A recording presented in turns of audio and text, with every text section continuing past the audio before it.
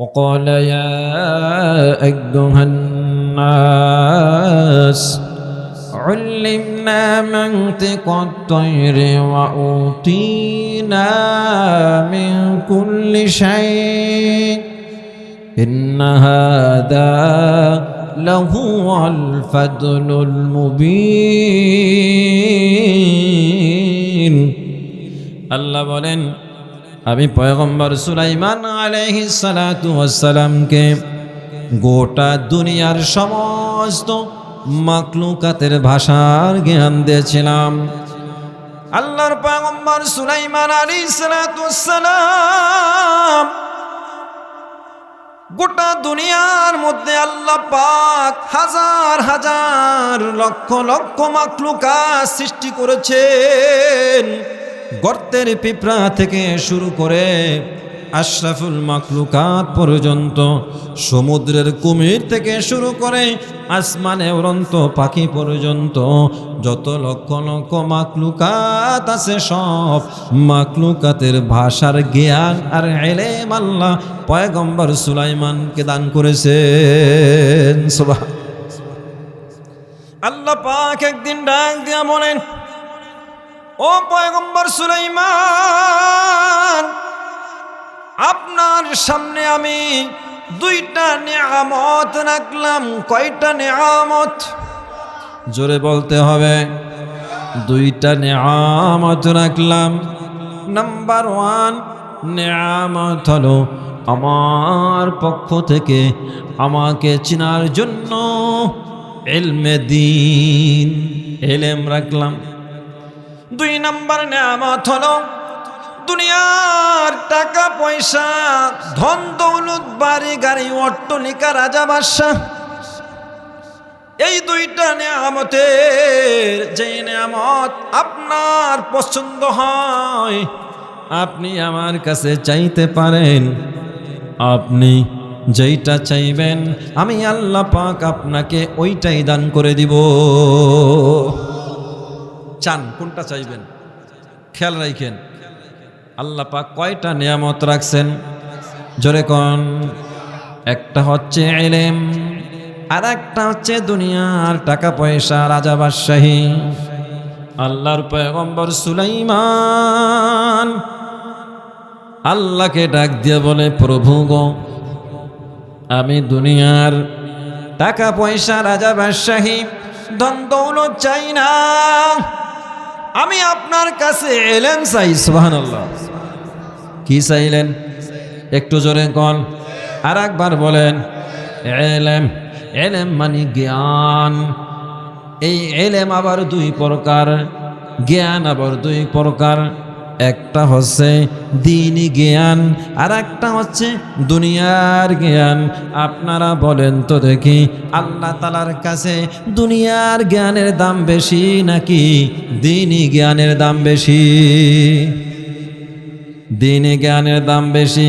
যেই জ্ঞান দিয়ে দ্বীন শিক্ষা করা হয়, যেই জ্ঞান, যেই দ্বীন শিক্ষা করা হয়, ইলমে দ্বীন শিক্ষা করা হয়, দ্বীনি জ্ঞান শিক্ষা করা হয়, ওই দ্বীনি জ্ঞান দিয়া দ্বীন চেনা যায়, আল্লাহ চেনা যায়, রসুল চেনা যায়, হক হালাল চেনা যায়, ভালো মন্দ চেনা যায়, ন্যায় অন্যায় চেনা যায়। আর দুনিয়ার জ্ঞান দিয়া ভালো মন্দ চেনা গেলেও আল্লাহরে চেনা যায় না, ঠিক কিনা বলেন? নবী চিনা যায় না, ইলমে দ্বীন দিয়া আল্লাহ চিনা যায়, দ্বীন চিনা যায়, পয়গম্বরদেরকে চিনা যায়, বোঝা যায়। দুনিয়ার জ্ঞান দিয়া চিনা যায় রবীন্দ্রনাথ ঠাকুরকে, চিনা যায় ডারউইনের থিওরিকে, চিনা যায় মানব রচিত বিধানকে, ঠিক কিনা বলেন? একটা লোক বিএ পাশ করার পরেও পিএইচডি করেছে অনেক ভাষার উপরে, কিন্তু কোরআনও শিখে নাই, হাদিসও শিখে নাই। আল্লাহ রসুলকে চিনতে পারবে? হক হালাল জানতে পারবে? কোনটা হক কোনটা হালাল, নামাজ কেমনে পড়তে হয়, ডাবল ডিগ্রি অর্জন করলেও কি নামাজের মাসাইল শিক্ষা করতে পারবে? তাহলে ইলমে দিন, দ্বীনি শিক্ষা, আর একটা হলো দুনিয়ার শিক্ষা। দুনিয়ার শিক্ষা দিয়া দুনিয়ার জাগতিক জ্ঞান লাভ করা যায়, আর দ্বীনি শিক্ষা দিয়া পরকালের জ্ঞান লাভ করা যায়। আল্লাহর পয়গম্বর সুলাইমান আলাইহিস সালাতু ওয়াস সালাম আল্লাহকে ডাক দিয়া বলে, প্রভু গো, তোমার কাছে দুনিয়ার টাকা পয়সা চাই না, ধন দৌলত চাই না, রাজা বাদশাহী চাই না, তোমার কাছে ইলম চাই, তুমি আমাকে ইলমে দিন দাও। আল্লাহ পাক পয়গম্বরকে জিজ্ঞাসা করলেন, রে পয়গম্বর, তোমার কাছে জানতে মনে চায়, তোমার কাছে আমার শুনতে ইচ্ছা হয়, তুমি দুনিয়ার টাকা পয়সা, ধন দৌলত, বাড়ি গাড়ি, অট্টালিকা, রাজা বাদশাহী, ক্ষমতার চেয়ার না চাইয়া তুমি কেন আমার কাছে ইলম চাইলা, ইলমে দ্বীন চাইলা? আল্লাহর পয়গম্বর বলেন, প্রভু গো, আমি যদি দুনিয়ার টাকা পয়সা না পাই, রাজা বাদশাহী না পাই, আমার কোনো সমস্যা নাই। 3 বেলার মধ্যে যদি 1 বেলা খাবার খাই, 2 বেলা কষ্ট করি, আমার কোনো অসুবিধা নাই। আল্লাহ যদি তোমারে পাই, দুনিয়াতে কষ্ট করলো, আমি আখিরাতে অনন্ত অসীমকাল শান্তি পাইব। দুনিয়া রাজা বাদশাহী না পাইল, আল্লাহ আমি যদি ইলম পাই, ইলমে দ্বীন পাই, তোমার চিনতে পারবো, তোমার দ্বীন চিনতে পারবো, তোমার চিনলে পরে তোমার গোলামি করতে পারবো, তোমার হুকুম মেনে মনে জীবন চলতে পারবো। তোমার হুকুম যদি দুনিয়াতে মানতে পারি, আমি সুলাইমানের বিশ্বাস পরকালে বিশাল বাদশাহীর মালিক হইয়া যাইব। আর একটু জোরে কোন সুবহানাল্লাহ। সুবহানাল্লাহ বলতে টাকা লাগেনি, পয়সা লাগেনি, একটু খাটনি লাগে, তাই না? একটু খাটনি লাগে। আপনি যখন অন্তরে গহীন কন্দল থেকে মহব্বতের ভালোবাসার সাথে আপনি একবার বলবেন সুবহানাল্লাহ, শুকরিয়া আদায় করে বলবেন আলহামদুলিল্লাহ,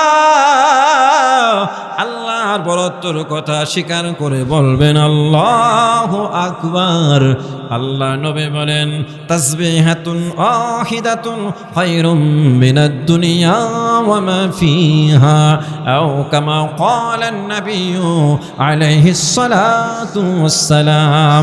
একবার সুবহানাল্লাহ, একবার আলহামদুলিল্লাহ, একবার আল্লাহু আকবার বললে মহান আল্লাহ আসমান থেকে জমিন পর্যন্ত, জমিন থেকে আসমান পর্যন্ত, উত্তর থেকে দক্ষিণ মেরু পর্যন্ত, পূর্ব থেকে পশ্চিম মেরু পর্যন্ত, গোটা দুনিয়ার মধ্যে যত নেক আমল হয়, আল্লাহ পাক এর চাইতে উত্তম নেক আমল আপনার আমল নামায় জমা করে দিবে। বড় পছন্দ হয়ে গেছে। আল্লাহ ডাক দিয়া বলেন, পয়গম্বর, যদি তুমি দুনিয়ার টাকা পয়সা, রাজা বাদশাহী, ধন দৌলত চাইতা, আমি আল্লাহ তোমারে ওইটা দিয়া দিতাম, আখেরা শূন্য রেখা দিতাম। আর তুমি যখন আমার কাছে ইলমে দ্বীন চাইছো, আমারে চিনার জন্য চেষ্টা করেছো, আমাকে চিনতে চাইছো, আমার দিন বুঝতে চাইছো, আমি আল্লাহ পাক তোমাকে ইলমে দ্বীন দিয়া দিলাম, সাথে সাথে দুনিয়ার টাকা পয়সা, ধন দৌলত, তত্ত্ব করি, আর গোটা দুনিয়ার বাদশাহীও দিয়া দিলাম। নারে তাকবীর! তাহলে ইলমে দ্বীন যারা চায়, মদিনার পয়গম্বর বলেন, কেউ যদি ইলমে দ্বীন শিক্ষা করতে যাইয়া মাদ্রাসার ছাত্র নামাজ পড়া লম্বা সময় মোনাজাত দিতে পারে না, কারণ ছাত্রের টেনশন হলো নামাজটা পইরা যায়া আমার হেফজখানায় বইসা আমাকে 2 পৃষ্ঠা 3 পৃষ্ঠা 1 পৃষ্ঠা সবক ইয়াদ করতে হবে। জোহরের নামাজ পইরা তাড়াতাড়ি খানা খাওয়ার জন্য বোর্ডিংয়ে লাইন ধরতে হবে, খানা খাওয়ার সময় মতো আবার আমাকে ক্লাসে বসতে হবে, আমুকটা শোনাইতে হবে। আবার আসরের নামাজ পইরা আবার একটা তাসবিদের কিতাব নিয়ে বইসা যায়, আমাকে তাসবিহ শিখতে হবে, মাসাইল শিখতে হবে। আবার মাগরিবের নামাজটা পইরা তাড়াতাড়ি ক্লাসে বইসা যায়। এমনি করে এক এক নামাজের পরে লম্বা সময় মোনাজাত দিয়া আল্লাহর কাছে কিছু চাইতে পারে না, চাওয়ার সময় পায় না। আল্লাহর নবী বলেন দিন শিখার জন্য দিন শিখতে যাইয়া যে আল্লাহর কাছে চাওয়ার সময় পায় না, আল্লাহ তাআলার কাছে চাইলে আল্লাহ পাক যেই পরিমাণ দিত, মহান আল্লাহ তাআলা তার না চাওয়ার কারণেও আল্লাহ তাকে ডাবল পরিমাণ দিয়ে দেয়। এ ভাইয়েরা, এই জন্য ইলমে দ্বীনের বড় দাম, ইলমে দ্বীনের বড় দাম। কালামে হাকিম থেকে পরপর আমি 3-4টা আয়াতে কারিমা তেলাওয়াত করেছি। আল্লাহ পাক রব্বুল আলামিন বলেন, ফালা উকসিমু বিমাওয়াকি'ন নুজুম ওয়া ইন্নাহু লাকসামুল লাউ তা'লামুনা আযীম। আল্লাহ পাক রব্বুল আলামিন এখানে একটা কসম খাইছেন, এমন একটা জিনিসের, এমন একটা বস্তুর কসম খাইছেন যেইটা মানুষকে ওয়াজ করে বোঝানো লাগবে না। মানুষেরা শিক্ষিত আর অশিক্ষিত নয়, সাধারণ আর দামি ব্যক্তি নয়, সবাই এই কসমটা বুঝবেন। আল্লাহ পাক রব্বুল আলামিন বলেন, ওয়াস্তা চলা তারকারাজির কসম। তারকাটা আকাশে সন্ধ্যাক্ষণে আকাশের মধ্যে মিটমিটে আলো দেওয়া তারকা উদিত হয়। এরপরে এই তারকাটা আস্তে আস্তে আস্তে আস্তে আকাশ থেকে, আকাশের উপর থেকে আস্তে আস্তে চতুর্দিকে আস্তে আস্তে আস্তে আস্তে চলতে থাকে। এরপরে সবে সাদেক হওয়ার সঙ্গে সঙ্গে এই তারকাগুলো আকাশ থেকে ডুইবা যায়। কথা বলেন ঠিক কিনা? এইটা সবাই জানে, শিক্ষিত লোকও জানে, অশিক্ষিত লোকও জানে।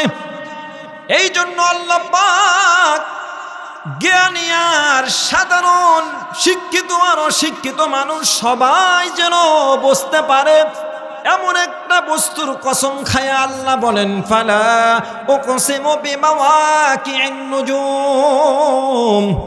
অস্তা চলা তারকারাজির কসম।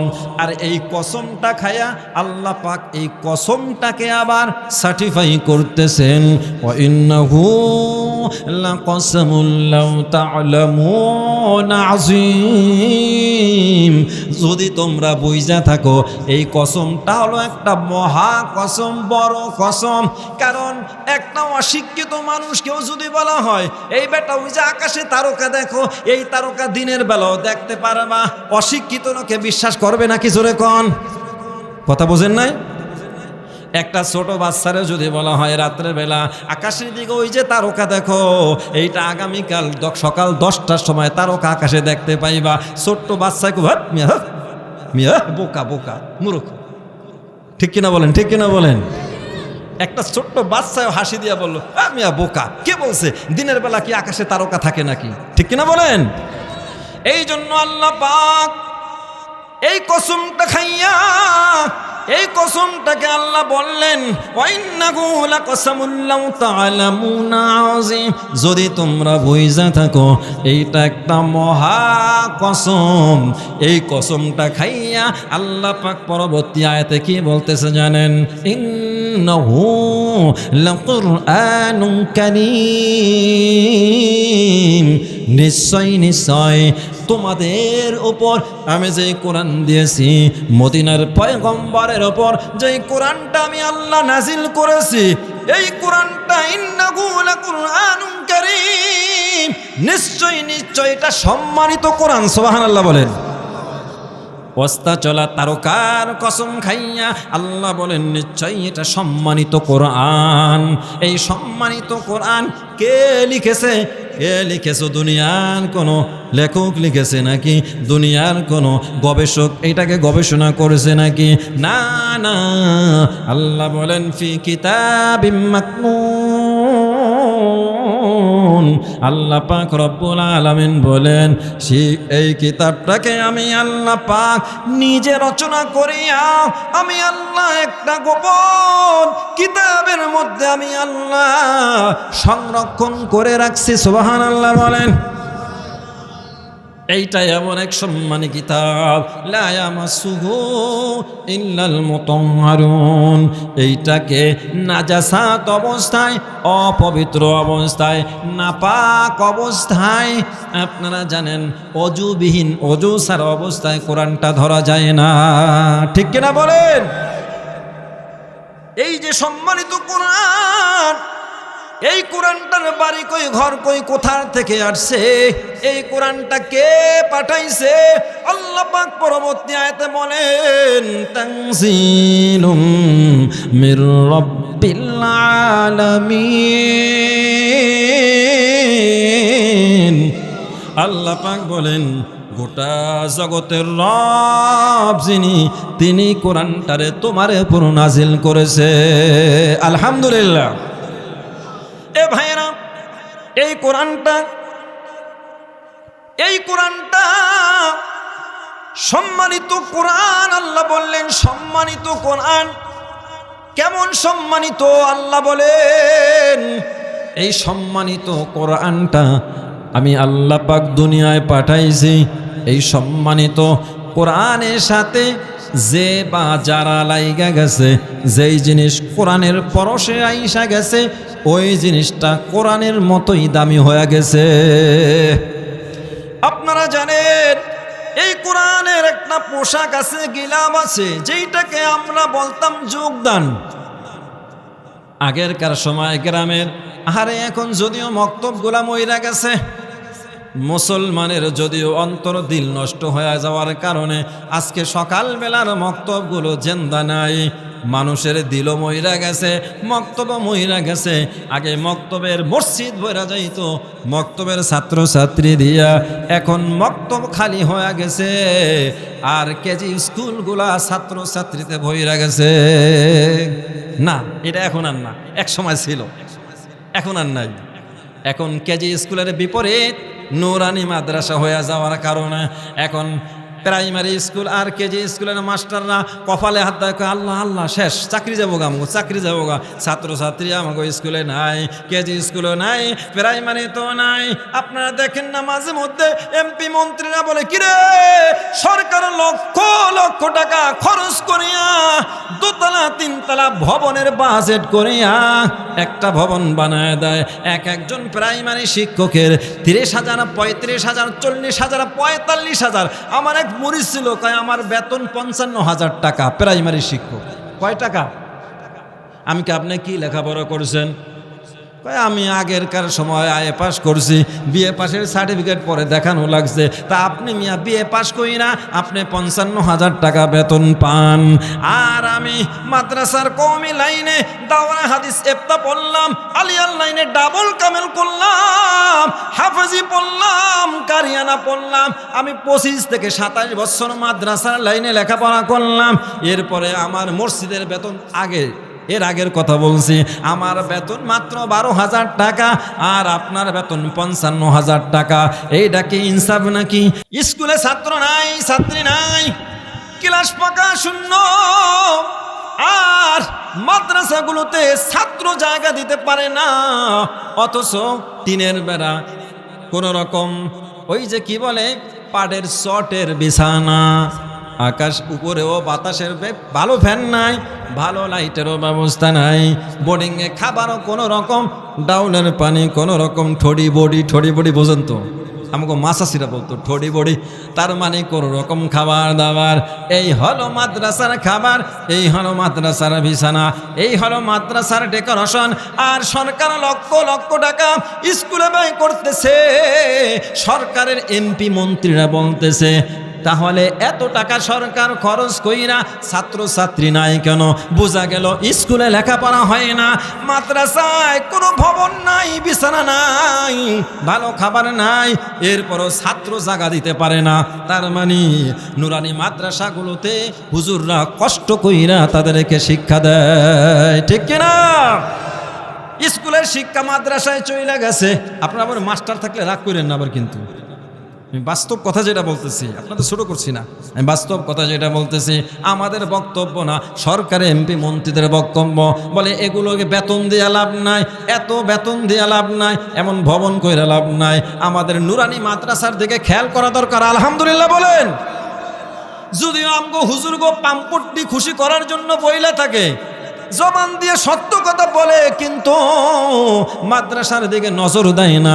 মাদ্রাসার ওই যে 1 টাকা 8 আনা 10 পাই 20 পাই, ভাই আপনি দেন জাকাতের টাকা, আপনি দেন ফেতরার টাকা, আপনি কিছু দান করেন। আপনাদের কাছে খয়রাতের ভিক্ষুকের মতন হাত পাইতা পাইতা 10 পাই 20 পাই 50 পাই 1 টাকা 2 টাকা 10 টাকা আনিয়া আনিয়া কোন রকম হুজুরদের বেতন দিয়া দিয়া আজকে মাদ্রাসার মধ্যে ইলমে দিন শিক্ষা দেওয়া হয়। কথা বলেন ঠিক কিনা? এ ভাইরা, বলতেছিলাম মক্তবের কথা। ওই মক্তবে যখন ছোট্টবেলায় পড়তাম, কোরআনের পোশাক যোগদান, এই যোগদান, এই কাপড়টা বেশি দামি কাপড় না, সাধারণ কাপড়। কোরআন তেলাওয়াত কালে ছোট্ট বাচ্চা যখন কোরআন পড়তে থাকে, তেলাওয়াত করতে করতে পাটা যখন ওই কাপড়ের সাথে পোশাকের সাথে লাইগা যায়, এই সন্তানকে কেউ বলা লাগে না, ওস্তাদের বলিয়া দেওয়া লাগে না, বাবা মার বলে দেওয়া লাগে না, কে যেন বলে দেয় অন্তর থেকে, এইটা কোরআনের পোশাক, এইটা কোরআনের যোগদান, তোর পায়ের সাথে লাইগা গেছে, তোর পাপ হবে, গুনাহ হবে, বেয়াদবি হয়ে যাবে, তাড়াতাড়ি পোশাকটাকে একটু সুমাখা সালাম করিয়ালো। ঠিক কিনা বলেন? ইন্নাহু লাকুরআনুন কারীম, এই কোরআন বড় সম্মানিত কোরআন। এই কোরআনের ছোঁয়া যেই জিনিসের সাথে লাইগা যায়, ওই জিনিসটা দুনিয়ায় দামি হয়ে যায়। দেখেন, এই কোরআনটাকে বহন করার জন্য কাঠ দিয়ে রেহাল বানানো হয়। এইটা রেহাল হওয়ার আগে, রেহালের নকশা হওয়ার আগে, এই কাঠটা কোন দেশের, কোন বাগানের, কোন মালিকের বাগান, কোন মালিকের বাগান, এরপরে এইটাকে কোন কোন সমেইলে ফাড়া হয়েছে, এরপরে এটাকে কোন কাঠ মিস্ত্রি রেহাল বানাইছে, এরপরে কোন দোকান থেকে কেনা হয়েছে, দুনিয়ার কোনো মানুষ চিনত না, জানতো না, কেউ চুমা খাইতো না। কত কাঠ আছে রাস্তায় পড়ে থাকে, পা দিয়া পাড়ায়া পাড়ায়া যাইতেছে, আবার দেখা যায় গাছের পুরো বৈশা বৈশা পায়খানা প্রস্রাব করতেছে। ঠিক কিনা বলেন? অথচ এই রেহালটা যখন কোরআনের পরশে আইসা গেল, এরপরে রেহালটা যখন পুরান হয়ে গেল, ভেঙ্গে গেল, বাতিল হয়ে গেল, বেলুলেস হয়ে গেল, এই রেহালটাকে রাস্তার ধারে, রাস্তার মোড়ে ফেলে দিল। এরপরে সামান্য থেকে সামান্য ইমানওয়ালা কোনো ব্যক্তি যদি রাস্তা দিয়া যাইতে লয়, যাওয়ার কালে যদি তার পায়ের সাথে ভাঙ্গা রেহাল, বাতিল রেহাল, বেলুলেস রেহালটার সাথে পায়ের সাথে বাড়ি খায়, ধাক্কা লাগে, পারা লাগে, আরে কাউকে বলতে হয় না, অন্তর থেকে কে যেন বলে দেয়, এইটা দুনিয়ার সাধারণ কাঠ না, এইটা কোরআন বহন করার রেহাল, তোর পায়ের সাথে লাইগা গেছে, বেয়াদবি হয়ে গেছে, তোর গুনাহ হবে, তাড়াতাড়ি একে সালাম করে সম্মান করো। ঠিক কিনা? এ ভাইরা, বাবারা, এই জন্য আল্লাহ পাক বলেন, এই দারুল কোরআন কওমি মাদ্রাসায় যেই কোরআন শিক্ষা হয়, শিক্ষা দেওয়া হয়, পড়ানো হয়, এইটা হলো ওই কোরআন। ইন্নাহু লাকুরআনুন কারীম, নিশ্চয় এটা সম্মানিত কোরআন। কেমন সম্মানিত? আরে এই কোরআনের পরশে যদি কোনো জিরো আসে, হিরো হয়ে যায়। আবার কোনো হিরো যদি এই কোরআনের সাথে বেয়াদবি করে, গোস্তাফি করে, দুশ্মনী করে, বিরাট হিরো ব্যক্তি একেবারে জুরি হয়ে যায়। ঠিক কিনা বলেন? কেমনে হিরো হইল? আপনারা হযরত ওমর ফারুকের নাম শুনেছেন। হযরত ওমর ফারুক রাদিয়াল্লাহু তাআলা আনহু মুসলমান হওয়ার আগে কত বড় জাহেল মূর্খ হলে পড়ে কত বড় বেয়াদব গোস্তাপি হলে পরে দয়ার নবী মায়ার নবী রহমাতুল লিল আলামিনের গর্দান মোবারক নেওয়ার জন্য খাপ মুক্ত উন্মুক্ত তরবারি লইয়া নবীর দরগে দৌড়াচ্ছে। পুরস্কার পাবে কে পারবে? ওমর দাঁড়ায় গেল, আমি পারবো মুহাম্মাদের গর্দান আনতে। নাউজুবিল্লাহ বলেন। উন্মুক্ত তরবারি লইয়া দৌড়ায় দৌড়ায় দৌড়ায় মুহাম্মাদের গর্দান আনবো। ওইদিকে প্রতিমধ্যে এক লোকের সাথে দেখা হয়ে গেল। কোথায় যাও?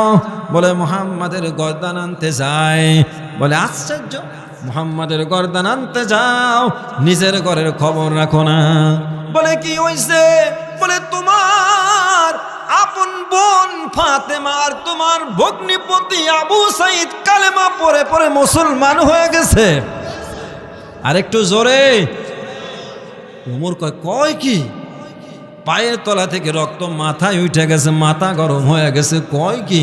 আমার জীবদ্দশায় আমার বোন ভগ্নিপতি কালেমা পড়ে বেঈমান হয়ে গেল। বরদাস্ত করতে পারবো না, বরদাস্ত করবো না। গতি ব্যাগ ঘুরায় দিয়া মুহাম্মাদের বাড়ি না যাইয়া ওই আমার বোন ভগ্নিপতির বাড়ি চলে গেলেন। বাড়িতে যাইয়া দরজার সামনে দাঁড়াইলেন। গুনগুন গুনগুন গুনগুন করে তার আপন বোন ফাতেমা কোরআন তেলাওয়াত করতেছে। তাহা মা আনজালনা আলাইকাল কুরআনা লিতাশকা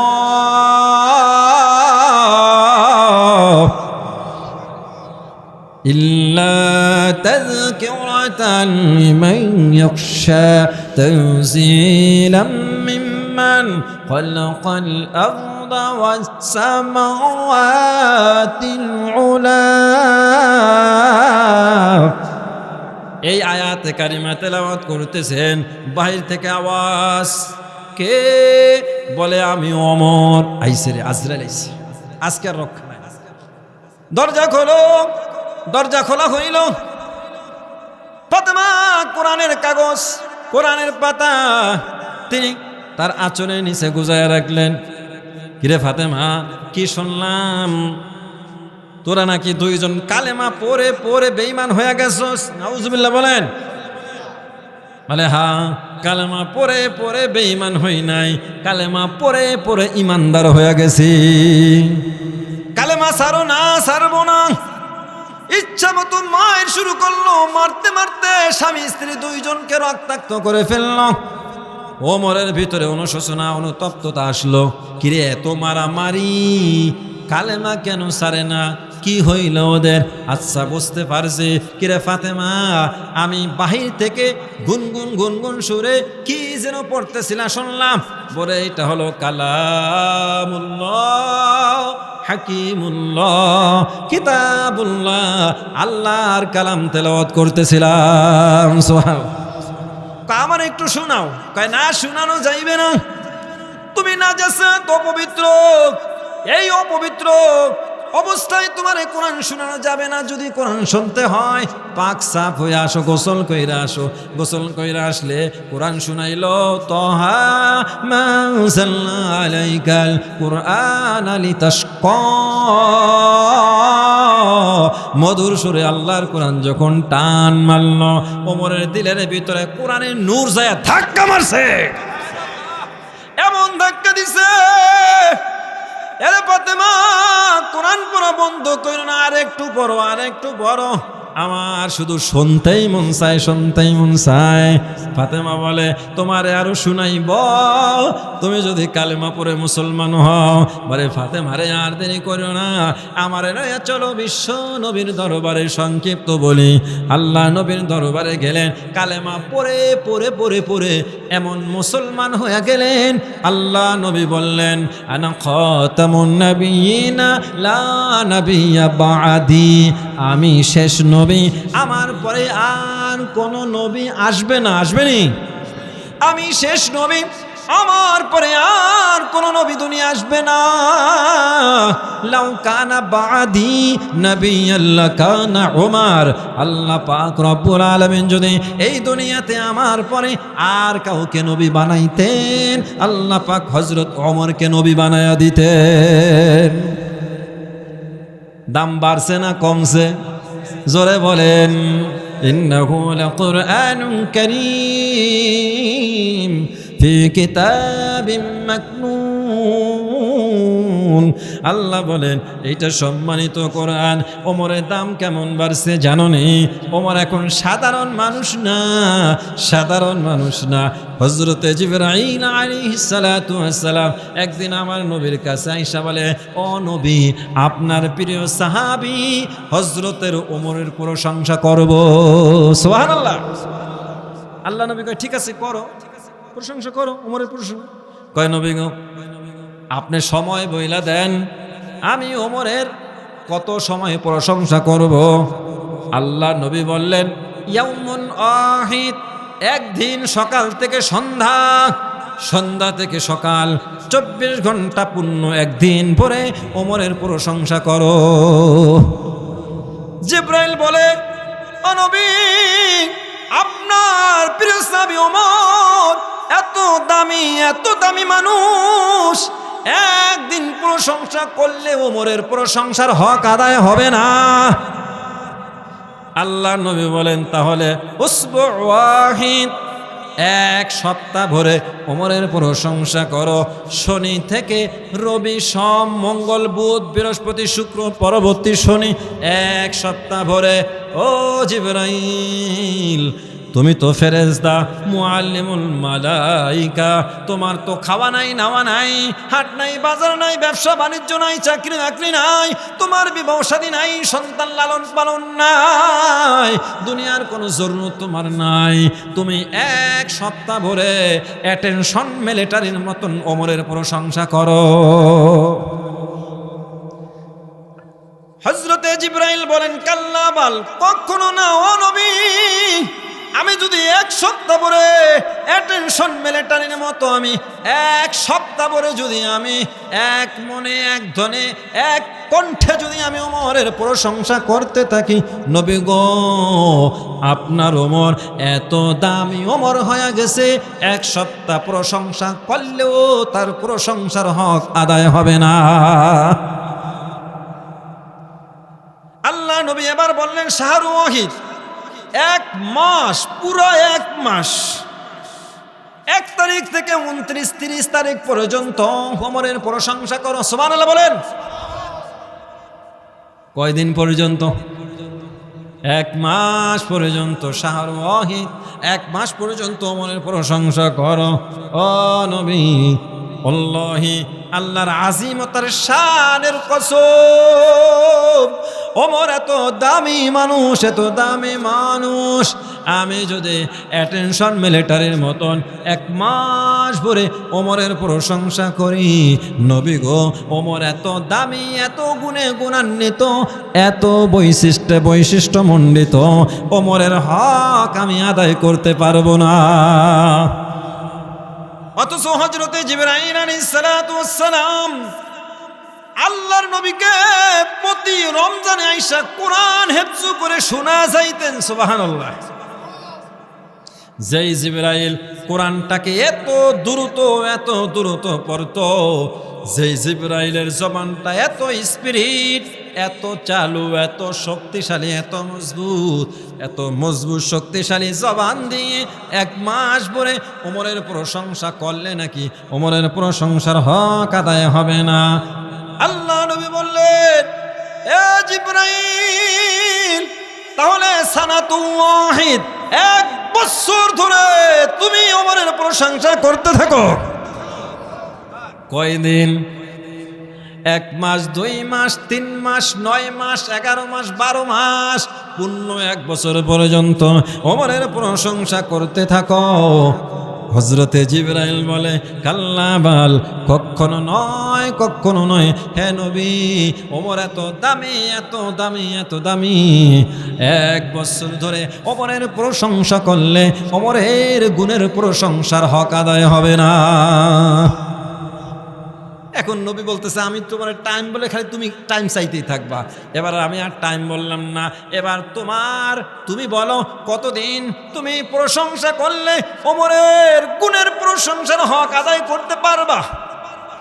জিবরাইল বলে, ও নবী, আপনি যদি আমাকে আল্লাহর একজন পয়গম্বর নবী নূহ আলাইহিস সালাতু ওয়াস সালামের 950 বছর দাওয়াতি সময়টা আমারে বাইদা দেন, আর আমি 950 বছর পর্যন্ত আপনার প্রিয় সাহাবী ওমর ফারুক রাদিয়াল্লাহু তাআলা আনহুর প্রশংসা টেনশন মিলিটারির মতো এক ধ্যানে এক বনে এক জবানে আমি করতে থাকি, তাহলে হয়তোবা ওমরের গুণের কিছু প্রশংসার হক আমি আদায় করতে পারবো। আল্লাহু আকবার। ইন্নাহু লাকুরআনুন কারীম ফি কিতাবিম মাকনুন লা ইয়ামাসসুহু ইল্লাল মুতাহহারুন। সময় কম, ধারাবাহিকভাবে বিষয়ভিত্তিক আলোচনা করা গেল না। এরে ভাই, সেই কোরআনুল কারীম, এই দারুল কোরআন কওমি মাদ্রাসায় শিক্ষা দেওয়া হয়, ঠিক কিনা বলেন? আল্লাহ নবী বিশ্বনবী রাহমাতুল লিল আলামিন হাদিসের বাণীতে এলান করেছেন, ইরশাদ করেছেন, ইন্না লিল্লাহি আহলিনা মিনান নাস ক্বালু ইয়া রাসূলুল্লাহ মান হুম ক্বালা হুম আহলুল কুরআন আহলুল্লাহি ওয়া খাসসা। আল্লাহর নবী বিশ্বনবী রাহমাতুল লিল আলামিন বলেন, আমার সাহাবারা রে, তোমরা শোনো, মহান আল্লাহ তাআলার কিছু পরিবার পরিজন আছে। সুবহানাল্লাহ। সাহাবাদের চোখ লাটুমের মতো বড় বড় হয়ে গেছে। কয় কি নবী, জীবনভর শুনলাম ও নবী আপনি বলেছেন কুল হুয়াল্লাহু আহাদ আল্লাহুস সামাদ লাম ইয়ালিদ ওয়া লাম ইউলাদ ওয়া লাম ইয়াকুল লাহু কুফুয়ান আহাদ। কোরআনে একটা সূরা আছে, এই সূরাটার নাম হলো সূরাতুল ইখলাস, মানে নির্ভেজাল। কোরআন তো সবই নির্ভেজাল, এইটাকে কেন ইখলাস বলা হয়েছে? তার মানে নিখুঁত থেকে নিখুঁত, খাঁটি থেকে খাঁটি, নির্ভেজাল থেকে নির্ভেজাল। কথা হলো কুল হুয়াল্লাহু আহাদ। নবী আপনি বলে দেন আল্লাহ এক, একক। সুবহানাল্লাহ কোন আল্লাহ কয়জন? জোরে বলেন, আর একটু জোরে বলেন, জোরে বলেন। লা শারীকা লাহু ওয়াহদাহু লা শারীকা লাহু। জোরে বলেন, ওয়াহদাহু লা শারীকা লাহু। আল্লাহ এক, একক, তার কোনো অংশীদার নাই, তার কোনো শরীক নাই। তিনি এক, একক, আল্লাহুস সামাদ, তিনি বেনিয়াস, বেপরোয়া। লাম ইয়ালিদ ওয়া লাম ইউলাদ, তিনি কাউকে জন্ম দেন নাই, তিনি কারো থেকে জন্ম নেন নাই। ওয়া লাম ইয়াকুল লাহু কুফুয়ান আহাদ, আসমান আর জমিনের মাঝখানে মহান আল্লাহর সমকক্ষ আর কেউ নাই। আছে? ও নবী আপনি সারা জীবন শুনাইলেন আমাদেরকে সূরা ইখলাসের বয়ান, আপনি আমাদেরকে শুনাইলেন আয়াতুল কুরসির বয়ান। আল্লাহু লা ইলাহা ইল্লা হুয়াল হাইয়ুল কাইয়্যুম লা তা'খুযুহু সিনাতুন ওয়ালা নাওম। আল্লাহু লা ইলাহা ইল্লা হু, আল্লাহ ছাড়া কোনো ইলাহ নাই, মাবুদ নাই, মালিক নাই, খালিক নাই, আইনদাতা নাই, বিধানদাতা নাই, শাসনকর্তা নাই। আসেনি? ও নবী আপনি সারা জীবন বললেন, আর আজকে কেমন যেন আপনি বলতেছেন ইন্না লিল্লাহি আহলিনা মিনান নাস, আল্লাহর কিছু পরিবার পরিজন আছে। এটা বড় কেমন কথা? ক্বালু ইয়া রাসূলুল্লাহ মান হুম।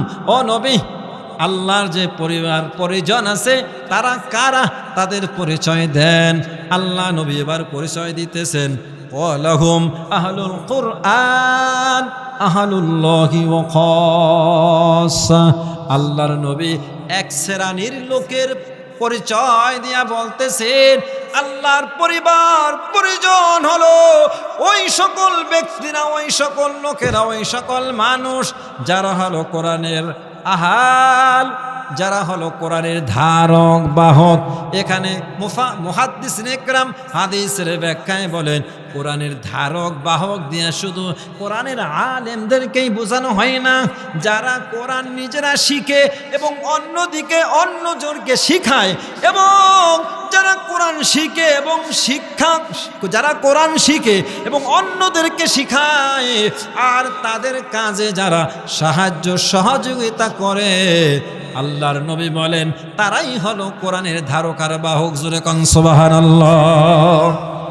তাহলে যারা কোরআন শিখায় এবং শিখে আর তাদেরকে যারা সাহায্য সহযোগিতা করে, কোরআনের ধারক বাহকদের সহযোগিতা করে, সাহায্য করে, তাদেরকে বুদ্ধি দিয়া, পরামর্শ দিয়া, টাকা পয়সা দিয়া যারা সাহায্য সহযোগিতা করে, তারাও হলো আল্লাহর পরিবার পরিজন। কিয়ামতের কঠিন মুসিবতের ময়দানে যেই দিন সব নবীরা নাফসি নাফসি বলবে, ওই দিন কে কে আল্লাহর পরিবার পরিজন হইয়া কোরআনের সুপারিশ, পয়গম্বরের সুপারিশ নিয়া আল্লাহর জান্নাতে যেতে চাই? হাত তুলে আল্লাহকে দেখাই, নারে তাকবীর। হাত উঠে রাখি। আল্লাহ, আজকে তোমার নবীর হাদিসটা মোতালা করেছি, তোমার প্রিয় নবীজির প্রিয় সাহাবী হযরতে আনাস রাদিয়াল্লাহু তাআলা আনহু হাদিসটা বর্ণনা করেছেন। আল্লাহ, তোমার নবী বলছেন তোমার কিছু পরিবার পরিজন আছে যারা কোরআনের ধারক বাহক হবে, যারা কোরআনকে দুনিয়ায় প্রতিষ্ঠিত করার জন্য, যারা কোরআনকে কায়েম করার জন্য কোরআনী মাদ্রাসা করে, কোরআনী শাসন কায়েম করে। আল্লাহ, তারা নাকি তোমার পরিবার পরিজন হইয়া হাসরের ময়দানে নাজাত পায়া জান্নাতে যাবে। তোমার বান্দারা ওয়াদা করলো তোমার পরিজন হইয়া হাসরের ময়দানে তোমার জান্নাতে যেতে চায়, তুমি কবুল করো। জোরে বলি আমিন।